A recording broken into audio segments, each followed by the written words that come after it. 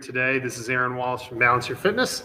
And today we're going to be talking a little bit about how we can go and improve our results from our cardiovascular program. So a lot of times when we think of doing cardio, we think of, a lot of high intensity work, thinking people doing things like performance work of 5Ks, 10Ks, running on a treadmill, running outside, and sometimes it can seem a little intimidating and daunting, especially for those who haven't done a lot of cardiovascular activity before, who haven't done a lot of exercise before. So I kind of wanted to go and sort of break down how we can be able to go and make it simple and easy to do, to be able to make sure that we don't put extra stress on our bodies, but also be able to go and improve our overall health and well-being with our cardiovascular activity. So I'm going to give a few starting tips when it comes to being able to start your cardiovascular program. So the first tip we're going to be talking about is what we call training our muscles first. And so when most of the time we think of cardiovascular activity, we think of heart, where we're working our heart. That's exactly the type of work that we're doing. We're working our heart, we're burning calories. But just like any other movement, we are training our muscles, our joints, our fascia to respond to the stressors that we're doing.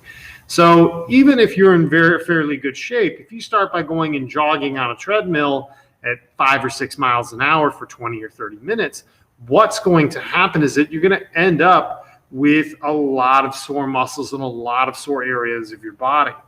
So my first tip when it comes to being able to do cardiovascular activity efficiently, effectively, with the least amount of risk, is to be able to go and start off with, at the very least, walk, jog style paces. So you might have seen things out there like on apps like Couch to 5K or other different types of cardiovascular training apps, where you're starting off with walk, jog sequences.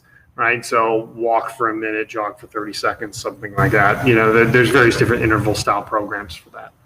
One of the reasons why that can be very useful is because of the fact that you are trying to go and lower the amount of wear and tear on the joints that our body isn't used to. Our body has to build up to these types of intensities, even if we feel like we're in decent shape, or perhaps that we've been used to doing longer distance cardiovascular activity. Maybe we were a former athlete. You have to build up. Your body has to build up to these various different intensities of cardiovascular activity. Even though you don't feel like you're breathing that heavy, or maybe if your heart's not working that hard, right? Maybe your heart rate's not up that high. You want to be able to go and slowly build up the intensity. So being able to go, if you're using jogging, if you're using a treadmill or walking or jogging outside, being able to go and start with walk-run intervals, to be able to allow our bodies, the joints in our feet, the joints of our feet, our knees, our hips, our back, to be able to go and get used to the thing that we're doing that we haven't been doing before. So the same thing that you would go and have a concept of with strength training, you want to do it with cardiovascular activity as well. So, and now one of the things I want to talk about as well is, now that we talked a little bit about gearing our body to be ready for it, is to be able to go and properly warm up. One of the things as well with proper warm-ups with cardiovascular activity, most people just go, they hop outside, and then they just go. And the next day, their knees, their back, all their joints are feeling like they've worked out pretty. They've put them under a lot of stress, and they feel a lot of pain or discomfort. You want to be able to treat cardiovascular activity similar to that you do with strength training, being able to do some form of warm-ups, utilizing foam roll, stretching, lighter intensity, working up into the harder intensity work. Those combinations, spending some time with your flexibility program before you go out and do your cardio, will go and work wonders. It will go and save you a lot of pain and a lot of stress over time, to be able to go and save your joints, so that way you can be able to continue being active long into your older ages. So now, one of the most important points I wanted to make today is how to be able to go and do our cardiovascular activity effectively, and how to be able to go and design a cardiovascular program effectively.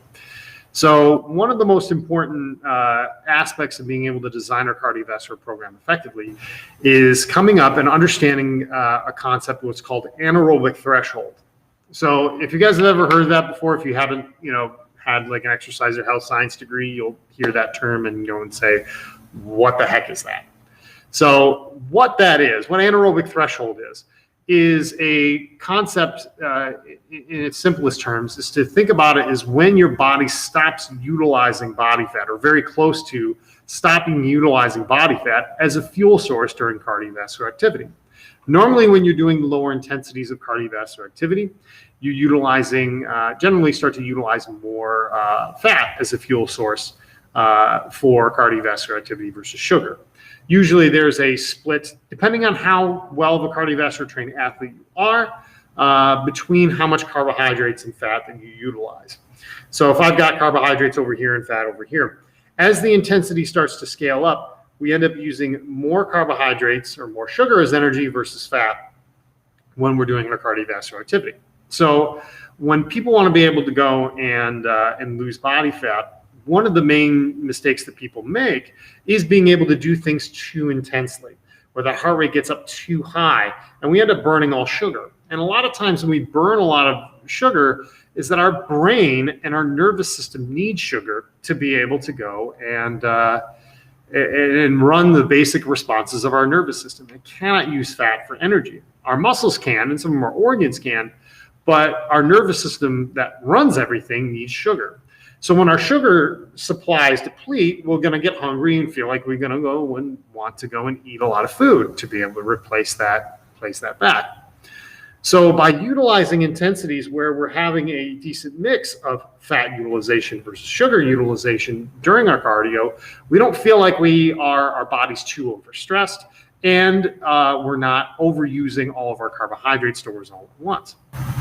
So that's the key, is being able to go and find this point where our body stops utilizing body fat, or anaerobic threshold. So there's a very simple way that you can do this, at home with any piece of cardiovascular equipment that you want. So you can do this using a bike, you can do it using a treadmill, jogging outside.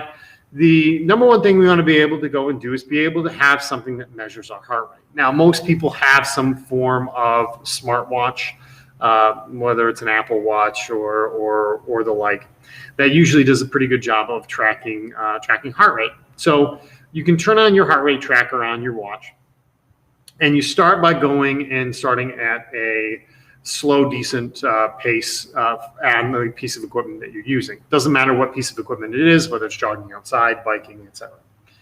So each minute that you're going to go, you're going to progressively increase the intensity of the activity that you're doing, whether that's increasing the incline or speed on a treadmill, starting to go a little faster on your walk or jog outside, increasing the resistance on your bike, etc. Whatever that is, at every minute, you're going to increase the intensity. Then I want you to be able to go and speak a sentence that takes a couple of breaths to say. So whether that sentence would be something like this, I might say, my favorite sports team is the Detroit Lions. Let's just say you use that as a sentence. So each minute, you increase the intensity and you say that sentence. So I'll say, my favorite sports team is whatever, right? Or my favorite television show is whatever. For my wife, she might say Grey's Anatomy or something like that.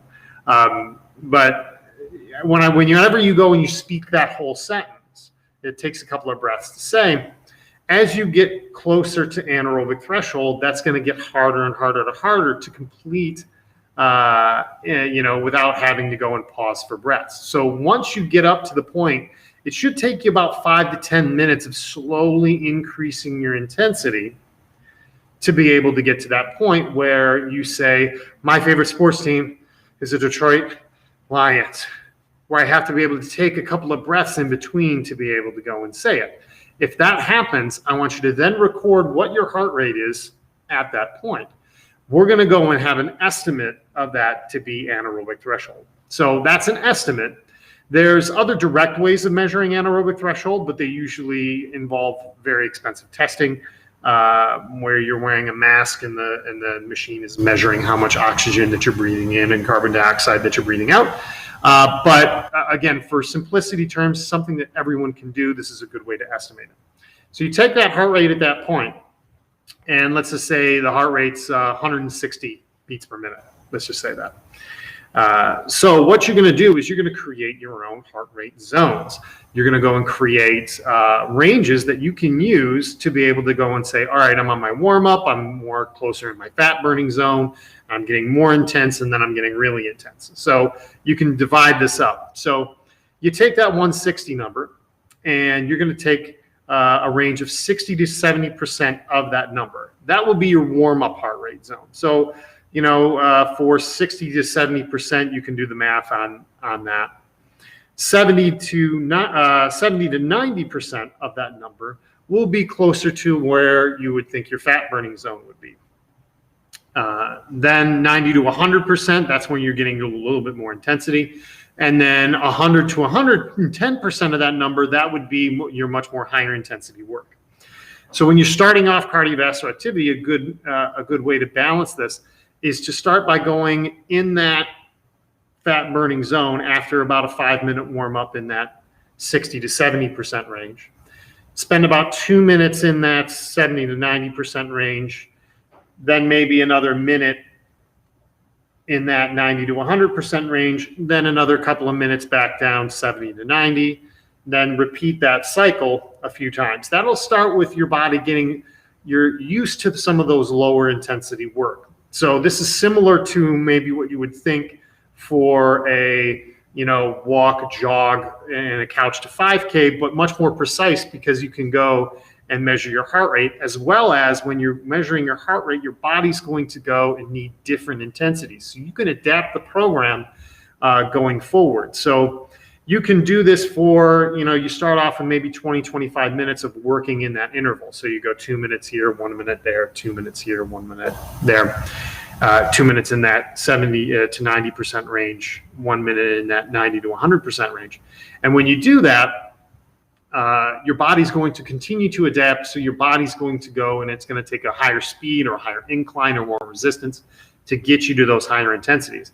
So sometimes it's a lot more precise than doing, let's say, a walk jog, and it helps you be able to go and make sure that you're not going too intensely. The heart rate monitor helps us be able to slow us down. A lot of times we like to try to go too intense. So by using the heart rate monitor on your Apple iWatch or smartwatch that you have, or if you've got one of those polar heart rate monitors, you can use that as well. You can be able to go and learn how to go and gauge your intensity correctly. And that can be a good starting point for your cardiovascular activity. So remember some of the points that we talked today. Make sure that you work on training your muscles first, that your joints in your body need to get used to the cardiovascular activity that you're going to do. Secondly, being able to go and pick the cardiovascular activity that's easiest for you to do, that has less stress on your joints, and also being able to go and find your anaerobic threshold and work within those heart rate ranges that are going to go and be the best for us to be able to lose body fat and see those changes in our body more quickly. So if you guys have any questions regarding this, I know it's a little complicated topic, please don't hesitate to message me in the comments. I'd be happy to be able to go and send you some more information on this to be able to help you get more results out of your cardiovascular program.